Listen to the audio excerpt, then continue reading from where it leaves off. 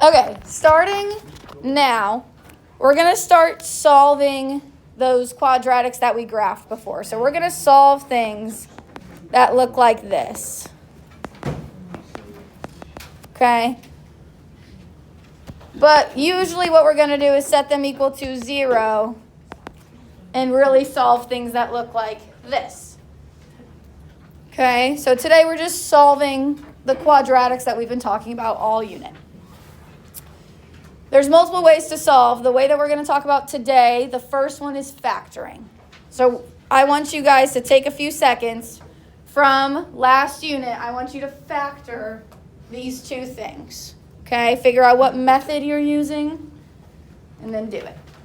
Okay, so take a few moments, try to factor those two polynomials. And I'll give you a good hint on the board.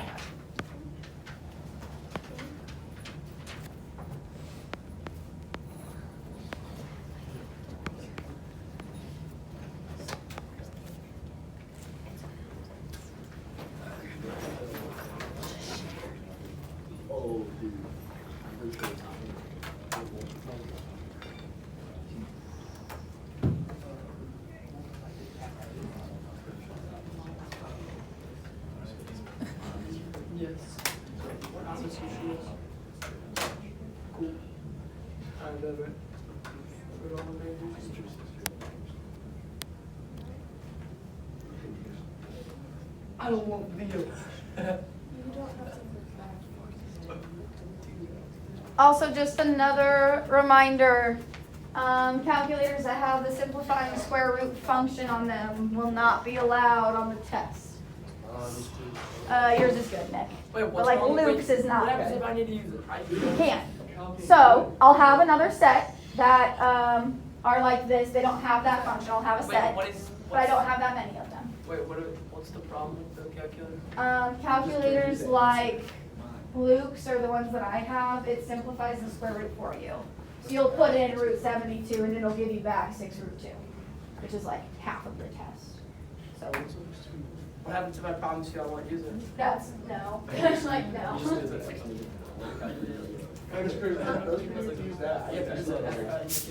That one's good. Like Ellis is up there is good. Victor's is good. It's some of them, like the ones that I have, are like this one. You'll put in a square root and it'll do negative 3. That one is no. Just yeah. That's essentially the same thing. Actually, those calculators are better than photomath.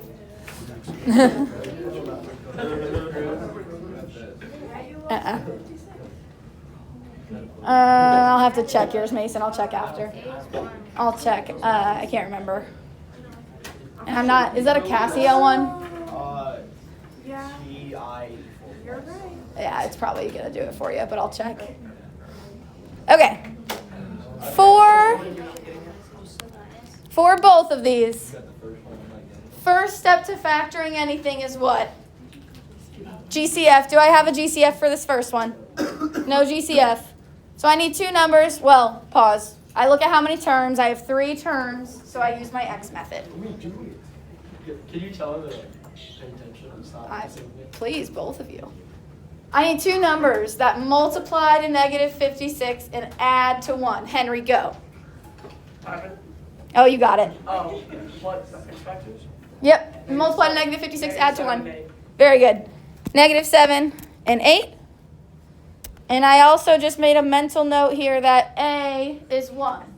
So instead of doing some fancy grouping after, all I have to do is take my minus 7 and my plus 8 and stick them in as factors.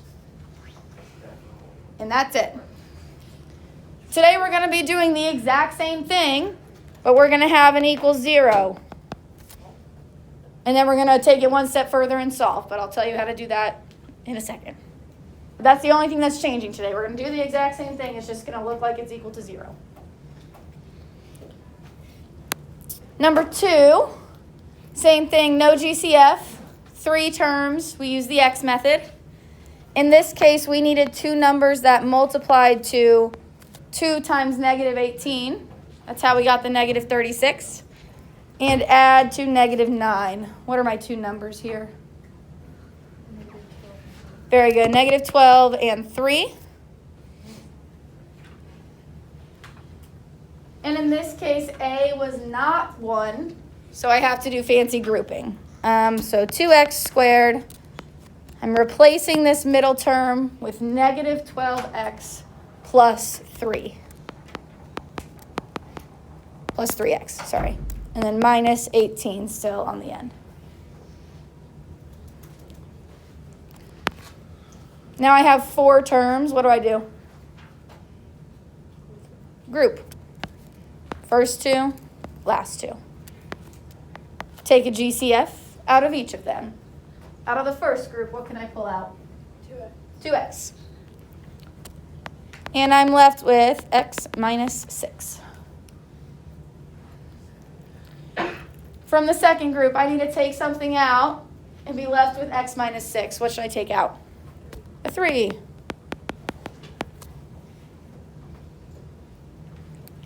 Final step here, my parentheses match, so that's part of my answer. And those GCFs that I took out are also part of my answer. So 2x plus 3 times x minus 6. Again, we're going to be doing the same thing today, but it's going to be equal to 0. And then we're just going to have one more step at the end. But if we know how to do this, you've done more than half of the work for the stuff we're doing today. Okay? So, since it's going to be set equal to 0 when we start solving, we need something called the zero product property. This allows us to do everything that we're doing today. Basically, if you have two things that are multiplied together to 0, then if you're solving, one of them has to be 0. Meaning, like, if 5 times a number is 0, then A has to be 0. Okay? One of them has to be 0. The only way we can multiply to 0 is to have 0. So the way we solve these things is we split apart our product. We take A and we set it equal to 0. We take B and we set it equal to 0 and we solve it separately. So we create 2 equations here. Okay? One of them has to be 0. They could both be 0, but at least one of them has to be 0. So every time we do this, we're going to get 2 solutions most of the time. Okay? For example, up here in our warm-up, if I was solving this, I would say m minus 7 is equal to 0 and m plus 8 is equal to 0. I would solve and I would get m equals 7 and m equals negative 8. So we're just adding that one step today. We'll have to factor things, and then we're going to add one more step. Okay? So questions about why we're doing what we're doing today. Okay, let's do some examples that are already factored for us. This one, it's 3x times x minus 4 is equal to 0. So I have some sort of product equal to 0. I need to split apart my product. One of the pieces is 3x. The other piece is x minus 4. So I'm going to split it apart and set both of those pieces equal to 0. Again, we can only do this when it's equal to 0. If there was any other number out here, we can't do it. It has to be equal to 0. And then we solve 3x equals 0. We would divide both sides by 3. 0 divided by 3 is 0. And then x minus 4 equals 0. We would get x equals 4 if we add that 4 over. Questions on that one? This one was already kind of like halfway done for us. Nick. So we're always going to have 2 answers for these? Mm-hmm. So if you don't have 2 answers, you did something? Yes. Sometimes, like, we'll do an example where it actually comes out to one answer, but one answer and you got it twice, if that makes sense. Like, you should be getting an answer twice. Okay. You're getting 2 answers. Sometimes they're the same, sometimes they're not. So would it like work if you plugged in 0 for x and if you plugged in 4 for x? Mm-hmm. Let's do it. If we plugged in just 0, 3 times 0, 0 minus 4. What's 3 times 0? 0. What's 0 times anything?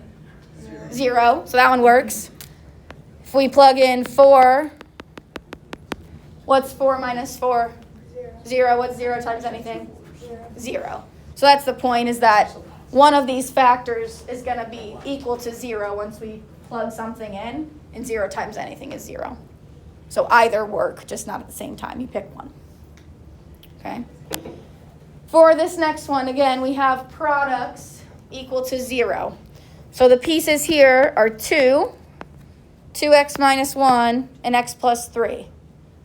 The 2 I don't really care about, because I could really just divide both sides by 2, and I would get this. 2x minus 1 times x plus 3 is equal to 0. So the 2 doesn't really help me. I can divide it off, and it doesn't matter. So now here are my 2 things that I'm multiplying to equal to 0.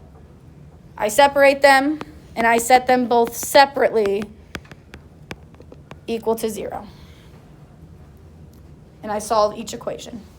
Very similar to like when we did absolute value and we had 2 equations. Same kind of thing. 2x minus 1 equals 0. We add 1 to both sides. We get 2x is equal to 1. We divide by 2. We get x is 1/2.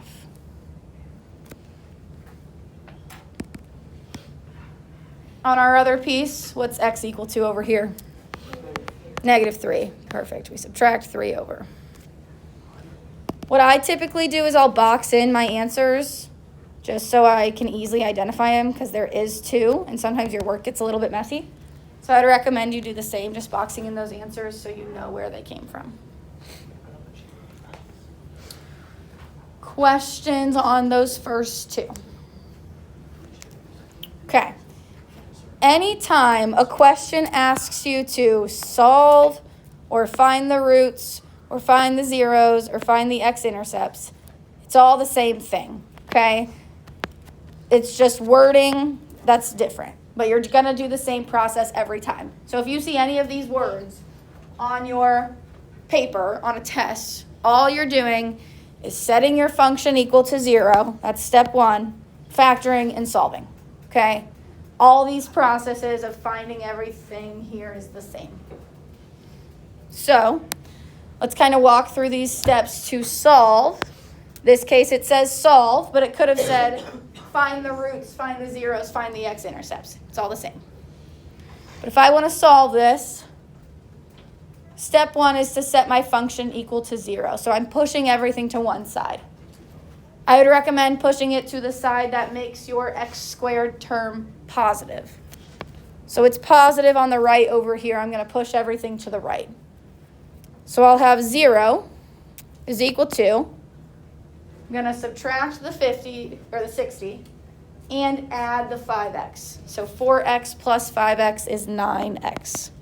So we get 6x squared plus 9x, and I subtract it over 60. If you do not set your function equal to 0 and you start factoring, you're not going to get any points on the test. Okay? You have to set it equal to 0. Step 2 is to factor. First step to factoring anything, what should I look for? GCF. What's my GCF here? 3. Left with 2x squared plus 3x minus 20.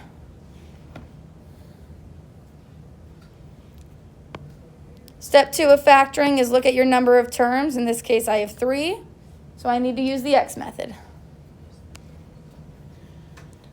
I need 2 numbers that add to this middle term, 3, and multiply to 2 times negative 20, so negative 40. Any thoughts on these numbers? 8 and 5.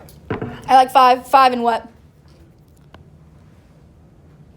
8. Okay, which one's negative for adding to a positive 3? Negative 5. Perfect. So negative 5 and positive 8. Okay. Now again, A is not 1, it's 2. So I have to regroup and then go from there. So I'm going to do 2x squared. In this case, I know that 8's even and 2 is even, so I'm going to put 8x first minus 5x minus 20. Again, doesn't matter the order. I'm just picking the one that I know for sure I can easily find a GCF. Then I grouping the negative with the 5.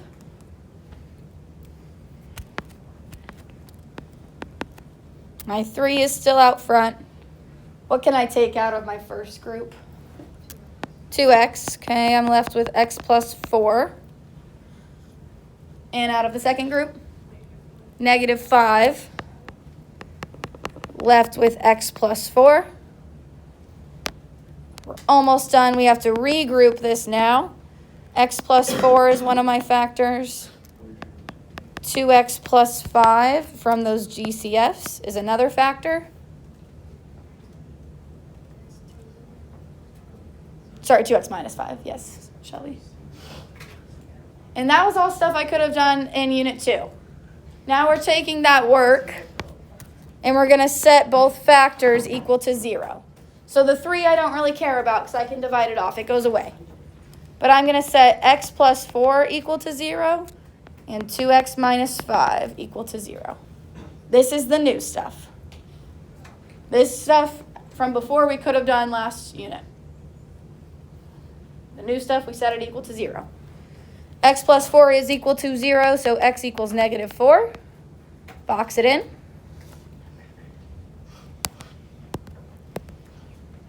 For 2x minus 5, I'm going to add my 5 over. So I get 2x is equal to 5. And then divide by 2. So x is 5 halves. Box it in. And I'm done. So we're really only adding 2 small steps. Setting it equal to 0 at the beginning. And then setting each factor at the end equal to 0. Everything else is the same stuff we did before. Questions on those ones, or that one? Okay, let's do this one real quick together. It's already set equal to 0 for me. So what I need to do is just factor and go. So I need 2 numbers here that multiply to 1 and add to negative 2. What do we think? Yeah, negative 1, negative 1. Making a mental note here that a is 1. So all I need to do is have x plus my numbers, or in this case, minus 1. I don't have to regroup and go. Now I take each of these factors and I set them equal to 0.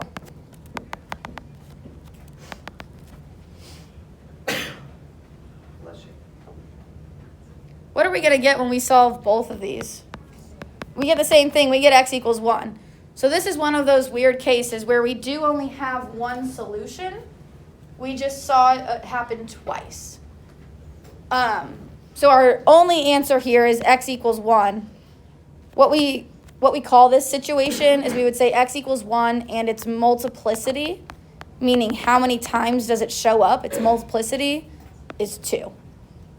You won't need to know that, but that's what this means, is when a factor shows up twice, it has a multiplicity of 2, but it's only our only solution.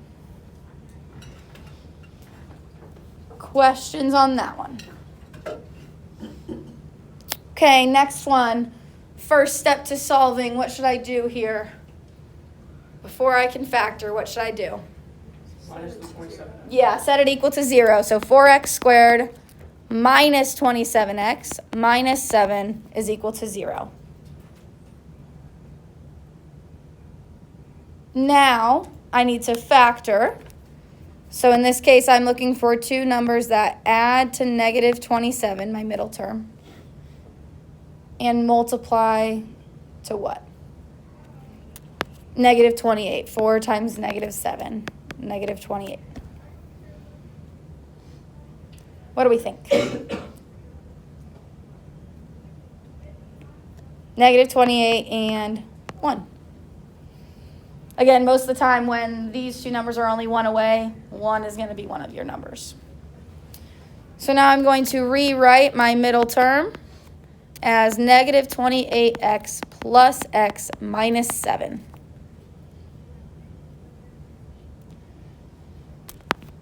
Group my first two, group my second two, take out a GCF. What's the GCF from my first group? 4x. We're left with x minus 7.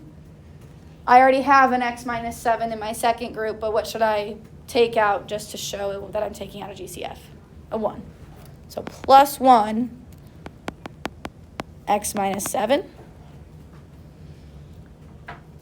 Regroup again. X minus 7 was one of my factors. 4x plus 1 was the other factor. Again, this equals 0 follows me all the way down. A lot of you might lose it. I lose it sometimes, so just try to keep it with you the whole time. It's an equation that we're working with. And now I set both of my factors equal to 0. So x minus 7 is equal to 0. 4x plus 1 is equal to 0.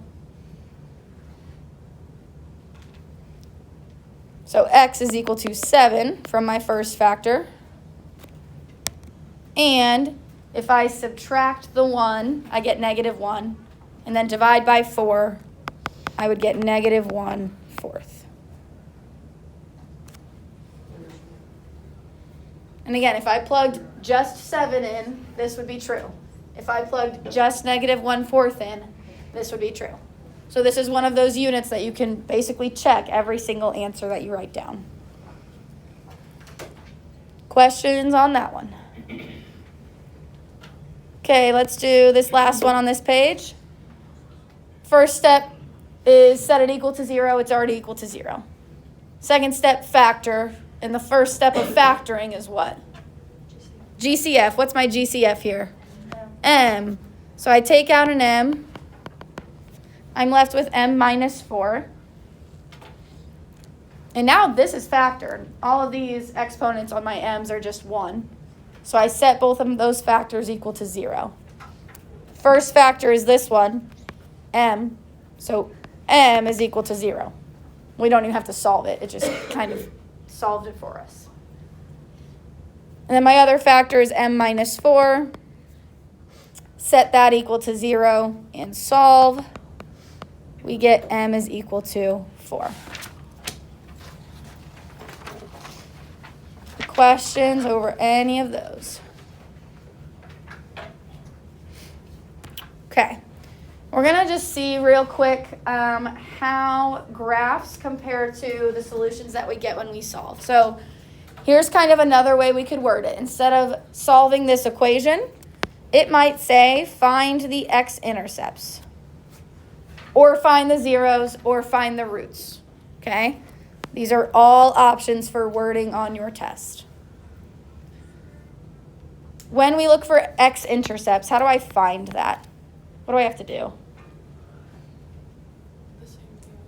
Yeah, we set y equal to 0, and we would do that for any equation, not just quadratics, but we're setting y equal to 0, so we're just setting our equation equal to 0. The first step is the same, and then we just get on to solving for x. So it's a different worded question. We're finding something versus solving. But the first step is still to set it equal to 0. And then we solve. So this one, GCF doesn't have any, so I need to do X method. Two numbers that multiply to negative 2 and add to negative 1. Multiply to negative 2, add to negative... Yeah, negative 2, positive 1. A is just 1, so I'm just going to put these numbers in directly as x minus 2, x plus 1.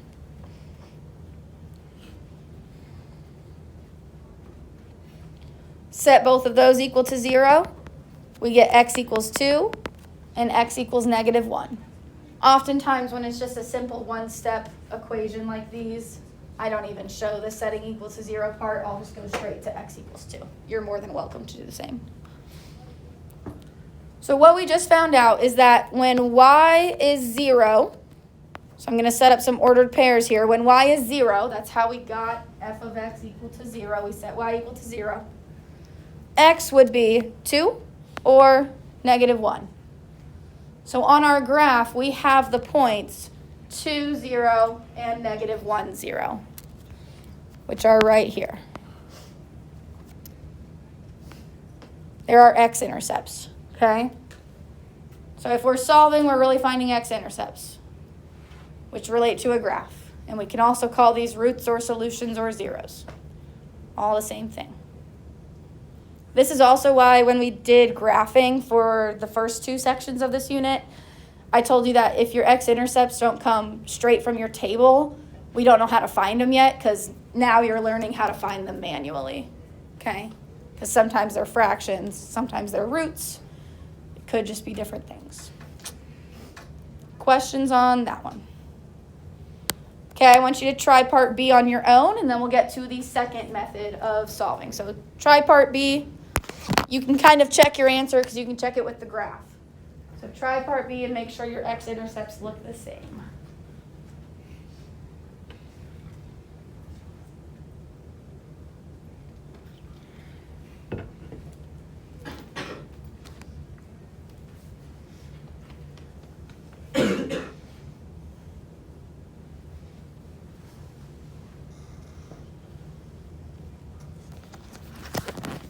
Personally, I'm going to pull out the negative 1 at the very beginning to make it a little bit easier on myself.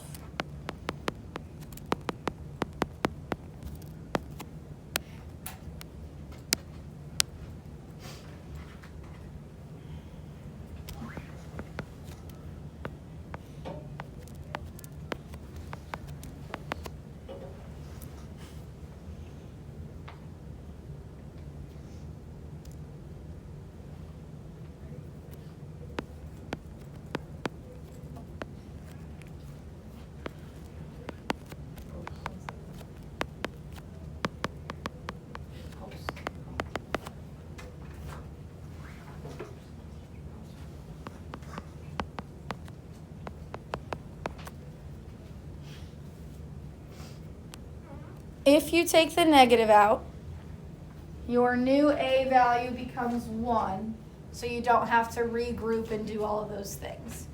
If you didn't take the negative out, you would have to regroup because a would be negative 1. Either way, we should get negative 3 and 1, or the points negative 3, 0, 1, 0. Ellis. Why did you change the sign For which? like For right, setting it to go to here? I just took out this negative out of each term. I took a GCF of negative 1 out, just so I could make it easier for factoring. Any other questions on that one? Okay, that's one way we solve. When it's a normal trinomial, x squared plus something x plus a number.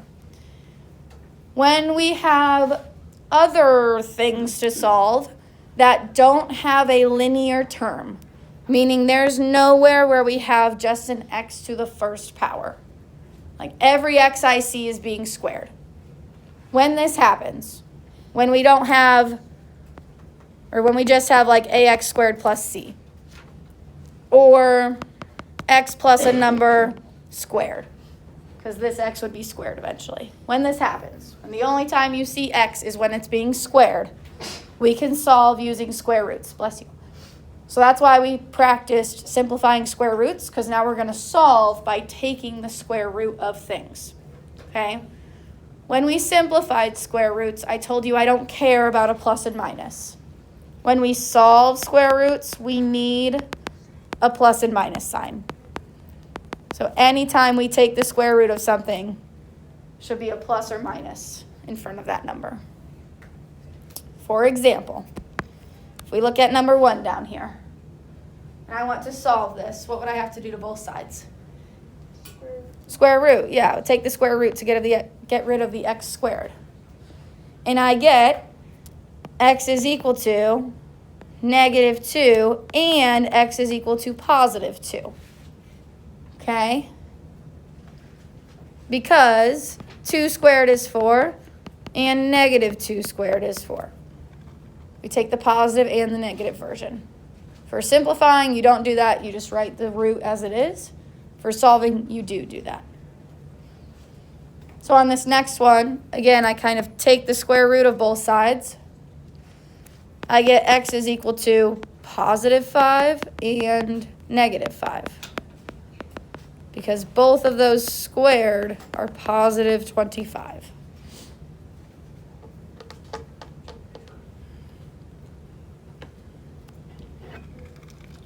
Over here, it almost looks like we just have an x to the first power. But if we look at what's happening to that x, it's being squared. Okay? So this is really going to be an x squared term.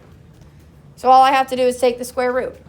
I'm going to take the square root of both sides to get rid of the 2 up there. So square root. I get the entire thing, x minus 1, is equal to, the square root of 9 is positive and negative 3.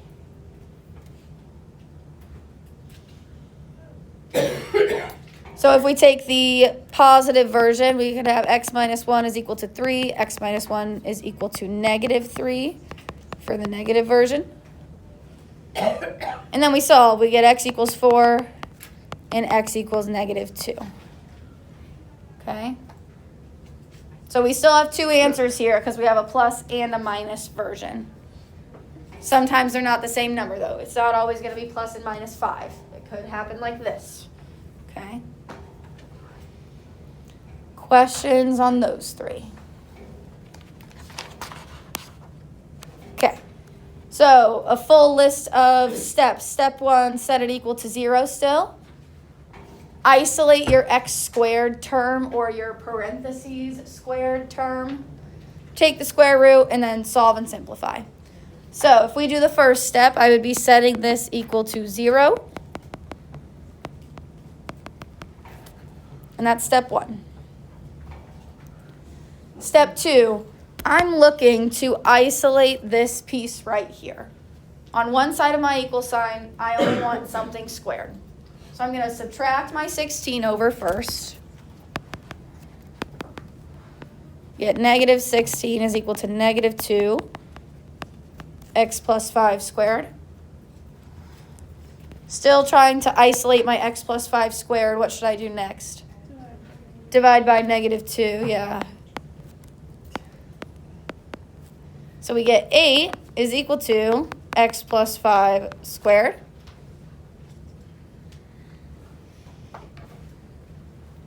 To get rid of the squared, I have to take the square root.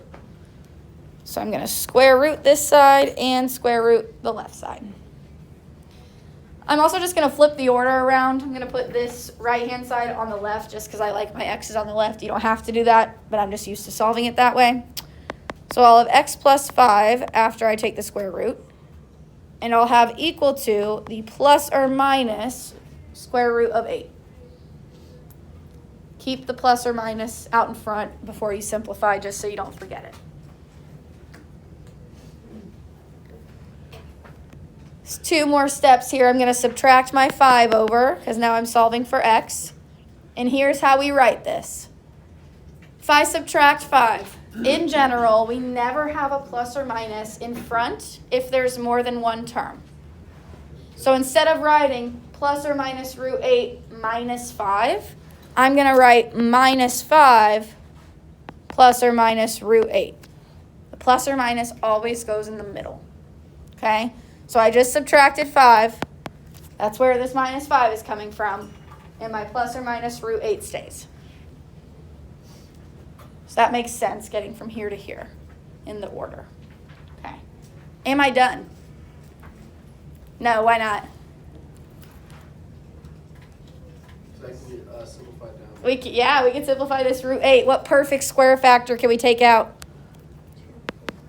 2 and 4, yeah. So what's the square root of 4? 2. So we get 2 root 2.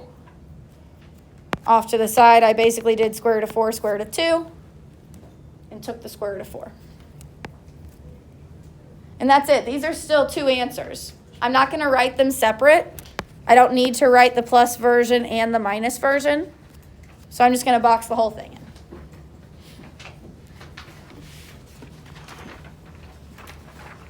Questions on that one? We're almost done. We're not going to do the activity. You'll just have time for homework after if anyone was stressed. Okay, this one. Again, our job is to determine which method we're using, factoring or square roots. In this case, the only thing I see is an x squared term. So I can take the square root. So I need to isolate that term first. I'm going to add the 16 over. 34 plus 16 is 50. So I get 2x squared is equal to 50. Divide by 2 to isolate the x squared. We get x squared is 25. Take the square root. What's the square root of 25? 5. And negative 5. So plus or minus 5. You will lose points if you don't have the plus or minus. I'm thinking put x equals 5 and x equals negative 5. That's fine. If you write it like this, x equals 5, x equals negative 5, totally fine. Any other questions on that one? Moving over to the right, and again, the wording here is different. It says solve by finding roots. It still means the same thing. Set it equal to 0 and solve. Or sorry, in this case, isolate your squared part and then solve. So here, I need to isolate this x minus 6 squared. There's a 1/4 in front of it. How do I get rid of the 1/4? Yeah, multiply by 4 or divide by 1/4. Either way, it's the same thing. We get x minus 6 squared is equal to 32. My squared piece is now by itself. So I can take the square root. What's that? My calculator gave me, oh, no, I just wrote it wrong. Okay. You sure? Yeah. So my square is by itself. I can take the square root of both sides. And I'm putting the plus or minus in now. Still solving for x, I'm going to add my 6 over. So I have a positive 6 out in front. If I add this over. Am I done? No, what do I have to do? Simplify the 32. What perfect square factor fits into 32? It's more than 4. 16, yeah. Square root of 16 is 4. And 16 times 2 is 32. So again, my side work off to the side, I wrote 32 as root 16, root 2. And I got back to here. Yeah. Would 2 and 8 be wrong if I put that? Would 2 and 8? No, because you can't break them. What do you... Like for 32. Because wouldn't 4 and 8 be correct? Oh, yeah, but then you would break down the 8 more. Like, so you would do 2 root 8, that's correct. But then the root 8 you have to keep going on. Any other questions on that one? Okay, we're going to do these last 2. I'll give you the last 4 to do on your own. But let's look at this one because it involves stuff we did yesterday. Okay? It says find the x-intercepts. So again, what all I'm doing is setting this equal to 0. Okay. So negative 3, x minus 3 squared minus 24 is equal to 0. I have to isolate my squared part, this x minus 3. What should I do first? Add 24. We get 24 is equal to negative 3, x minus 3 squared. It's still not by itself. Divide by negative 3. We get negative 8 is x minus 3 squared. My thing squared is now by itself, so how do I undo the square? Square root. And I'm also going to switch sides, just because I like my x's on the left. So x minus 3 is the square root of negative 8. Does anyone see something that might bring back some memories from yesterday? Square root of a negative, yeah. What is the square root of negative 1? I. Perfect. So we're going to take out an I and simplify the square root of 8 eventually. We can actually just do it all now. What perfect square factor fits into 8? 4. So I'm really taking out a negative 4, separating that, keeping my root 2.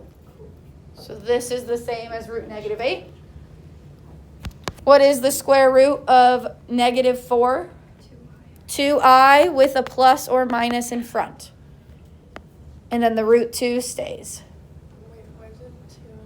Oh, because the square root of 4 is 2. We went from negative 4 to 2i. And then my last and final step, I'm going to add that 3 over, and it's going to go in front. So a positive 3 right here. 3 plus or minus 2i root 2. So that is why we have to nail down our square roots, because they're just going to keep coming back throughout the entire unit when we solve these things. Questions on that one? Okay, one more. This one right here, again, my x term is always being squared. Every time I see x, it's getting squared. So I don't need to factor or do anything. I just want to do square roots. So I'm going to isolate that x plus 3 term. We're going to add the 9 over. Well, actually, before I do anything, what do I have to do? Set it equal to 0. So 0, 2x plus 3 squared minus 9. Now I can add my 9 over. So that goes away. Now what? If I'm isolating the x plus 3 squared. Divide by 2. I'm also going to switch sides while I'm at it. So x plus 3 squared is equal to 9 over 2. How do I undo the square? Square root, so square root both sides. We get x plus 3 is equal to the square root of 9 over 2. What am I missing? Plus or minus?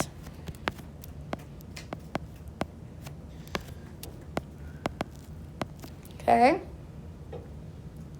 Square root of 9 over 2, let's just simplify that here. I can take the top and the bottom and do the square roots separately. So what's the square root of 9? 3. So this is plus or minus 3 over root 2.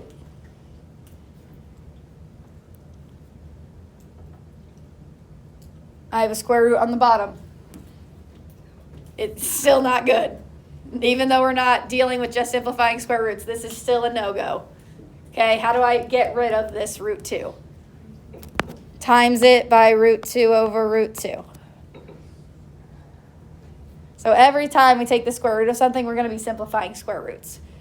So if we're still feeling iffy about 3.3, come to my ACK lab tomorrow and we'll sort it out. But when I do this, again, on the left, it's going to stay the same. I'll get 3 root 2 on the top over, what's root 2 times root 2? 2. Last and final step, I'm going to pull it up here. I'm just going to subtract my 3.